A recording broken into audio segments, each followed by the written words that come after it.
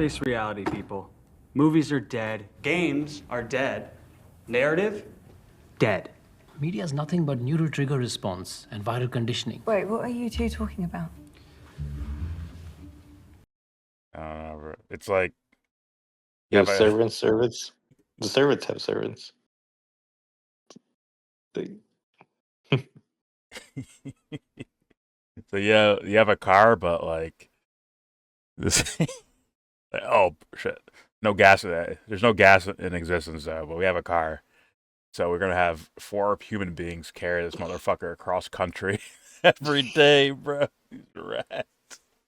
It's like my dad was not unlucky, but that fool is. He's very unlucky. Fucking running people around all day. Alright.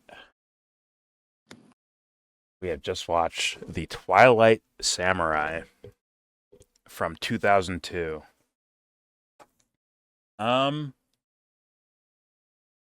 It's an okay movie. It's alright. Now, once again, I had a discussion with some We Need Critical Thing with someone, and like you don't need to wear a cape and lie or whatever the fuck to be a hero or a superhero in a way.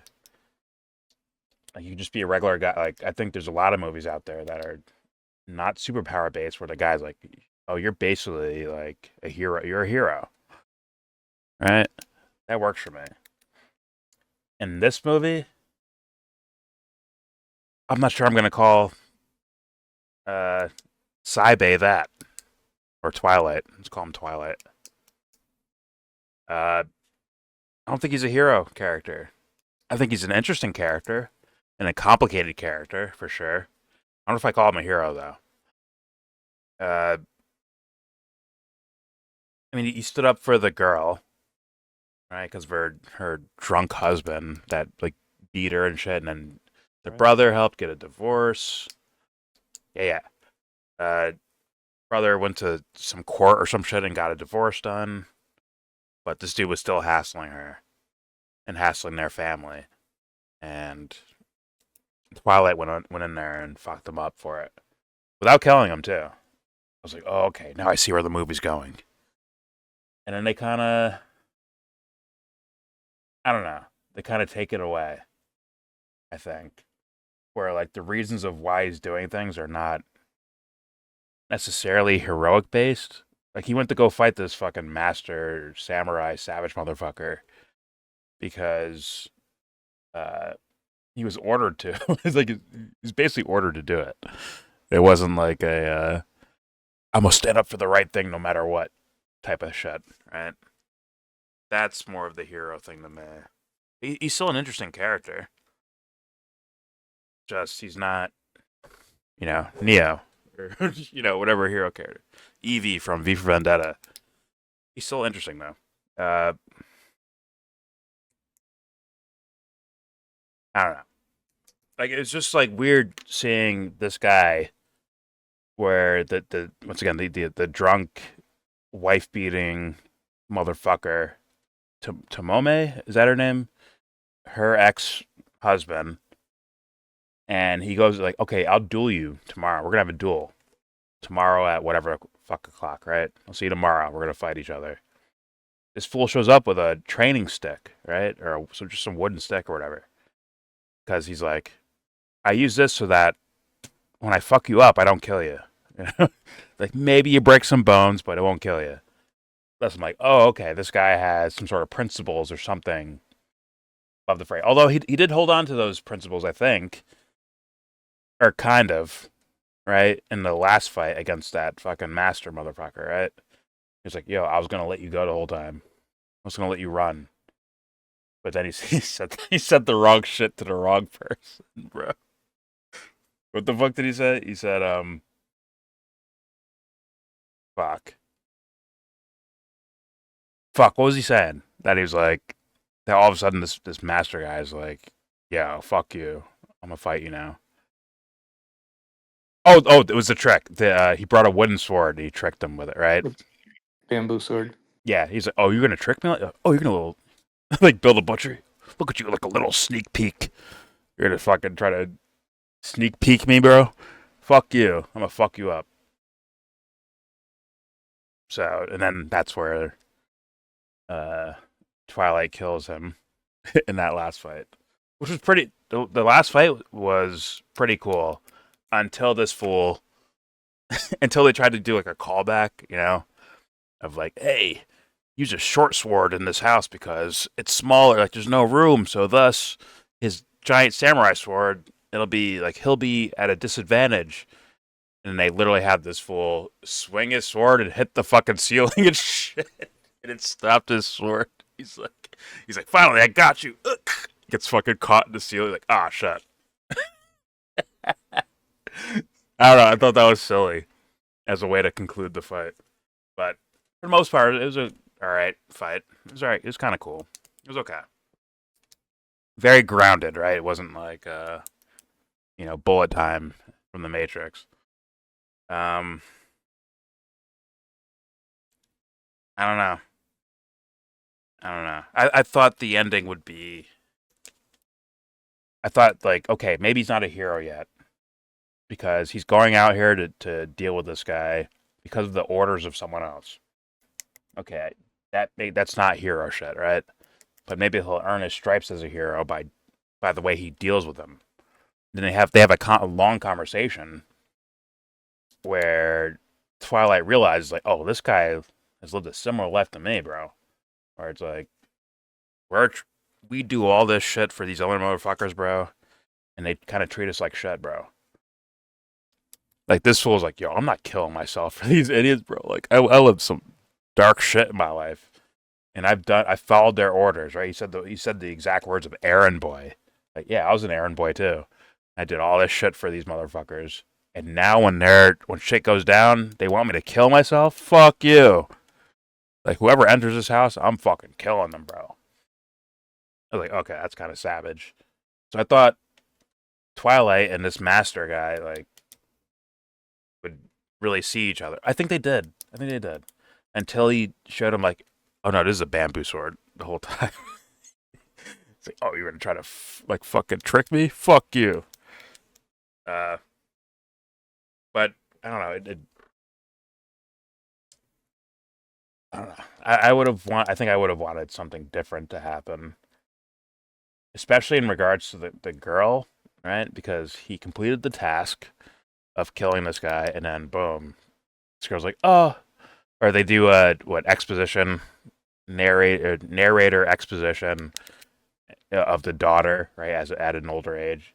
She's like, oh well, my dad, got married to her, and yada yada yada. We were really happy, and then war broke out, and then he died by gunshot. Like, god damn it, dude. That made the ending kind of lackluster for me, at the very least. But overall, the movie held my attention. It's not a hero movie. In my opinion, that is not a hero movie. It's definitely somewhat of a complex character, a very like melodramatic style character, where shit goes wrong, and then he does some sort of task and shit goes right. Okay. But it's an okay movie, and it holds my attention. I'm not mad at this, and I recommend the movie. 100% recommend. My score? I think I would give this 7.1 out of 10. I think it's there. 7.1. I would want a lot more of these subtle underneath elements, subtextual storytelling for me to give a higher grade. Like, that's where my mind goes. Unless you're so good on the script and the plot and all that shit, if you're so good in that direction, I would boost your grade, even without the subtext. But if you're not going to have those elements, the subtext is needed. Some sort of deeper lesson I'm learning type of shit. Maybe there is a deeper lesson, but it's just not hitting for me. So that's where I'm at. I recommend 7.1 out of 10. Do you guys want to say anything? What do you think? If anything. No. Yeah, so I like the samurai actor overall. But in this movie, I think his his sit down with the guy he had to kill. That that part, the that old man, I think he told the better story right there. He was telling the story of his life in just a little dialogue. And even though he was telling a story of his own life, he was also telling him, I lived the same thing as you. He was telling him we're like the same people. Yeah. And you could see that they're just at different points in their lives, but then, I mean, I think it's beyond just the same profession. They were supposed to mirror each other. So Yeah. I kind of like that part of it. The fight and everything's like, I think that was just the best part for me. Overall, it's kind of interesting, but just kind of okay. Yeah. I mean, you kind of want there to be like some sort of right. This guy, like you said, if these guys are their lives are somewhat mirrored with each other, except the older man, he lost his daughter too to the same disease. His wife and his daughter, I believe. Mhm. Uh, but still, like kind of similar circumstances. They both trained. They're both samurai, right? Maybe one's a little more seasoned than the other. Okay. There needs to be something, for me at least, what I would write in is like there needs to be something deeper as to why the younger guy wins over the older master guy, or the better fighter, as they were saying throughout the movie. Something more interesting and subtextual and metaphorical than I'm using a big sword in a small house and I hit the fucking ceiling when I was swinging it at you, and that's why I died. You know what I'm saying? Like there should Something be more something. deserved. Yeah, something. There should be something to it, like something that allows him to usurp him, something that he figures out, maybe even within that fight, or maybe slightly before that fight, to where it makes sense for him to win the fight, A, and then get the girl after, B. Right? Something about himself he figures out. Now, granted, they shouldn't do anything too cliche and stupid, right? Where it's like, oh, the ghost of his ex-wife shows up, like, please, you need to move on. You love her, don't you? Please move on from me. I'm in heaven now. Yada yada yada. It floats away as like a ghost or something, right? That'd be fucking canned corn ass cliche ass shit, right? But Yeah, there they didn't do should be that. there should be something that makes this guy usurp the so-called better fighter, other than the ceiling being big or being small. I mean, I That don't know. was missing. That was missing. The old man, like when he walked in, like this guy was wrecked. He was just like, you could see like pain on his face. Like he was basically giving in. He never even tried to draw a sword until he realized the other guy wasn't holding anything. Like, oh, you're gonna try to he, sneak peek me, bro. yeah, You're so gonna deke with a long sword, but really use the short one and try to kill me with that. Like, fuck you. he he felt. I think the reason he acted that way because it's kind of crazy. Like they weren't really up for that, but it looks like he felt disrespected to be killed in such a way. So that's why he was gonna kill him. Yeah, but also the idea of just trying to trick him and shit. He's like, yo, fuck you. Yeah, You know who I am, bitch? He's like, fuck you, asshole. he's reaching for like a tea or something. He wasn't really like on an armed, like ready to like fight back. He was. Yeah, he's like, bro, sit down and talk to me for a while. You want something to drink, man? You want a drink? He's like I'm here to kill chilling. you. Yeah, whatever. Just sit down.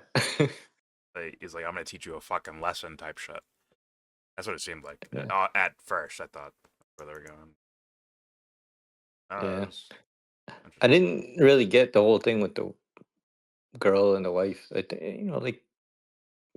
that seems very odd. it's that's Uh, that you mean relationship and you mean her being like, what's the word? Like betrothed or whatever the fuck to someone else, and well, then I mean, I think I guess that happens in different cultures. So the fact that they did that, I mean, I guess that could be part of the culture, but like I guess multiple times, or she ended up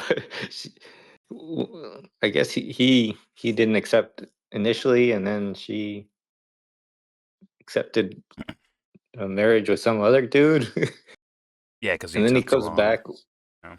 Yeah, we don't know like up to the moment that he comes back, like what happened to the other guy, but she just was with him, I guess, after. Like it, They do a I don't know. narration thing, right? They do a narration exposition of the daughter, but in the future, right, where she's narrating the movie. And she's like, "Oh, well, my father did marry her," and yada yada yada. Like that other thing was almost like dismissed, like it didn't happen, type of shit. Like, oh, whatever. But she married my dad, and boom, we moved on. And then dad died in a war 3 years later, or some shit like that. Yeah, Yeah, that whole narration, it did sound like what you were saying. It sounded like it was such a, I guess, a normal life. It's like, is this real? It's like maybe it's a true story, yes, exactly. because it it wasn't set up um as a typical like narrative or a typical story arc. It looked more like a Yeah, real like arc. yeah, which is Yeah. fine.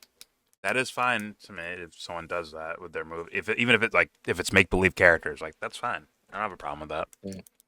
Just as a movie called adaptation would say, like because life is complicated. That's why you put these elements into your movie. It's like it's not supposed to Yeah. like you can't just make a movie about flowers growing, right?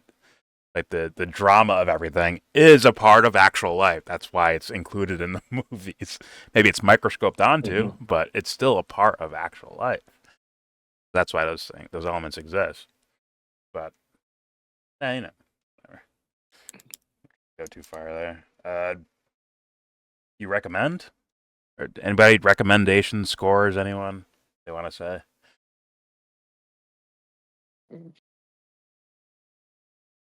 See or no? See or no? Yeah, I mean, I'd watch it, but it's not a strong recommend. It's just kind of something to Okay. watch. Okay. I recommend just for having, just adding to the palette, I think, for moviegoers. And it's not, once again, it's not a bad movie. Like, it holds my attention. I'm saying things as I'm watching, like like I'm enjoying the movie as I'm watching it. And I'm guessing what's going to happen and all that shit.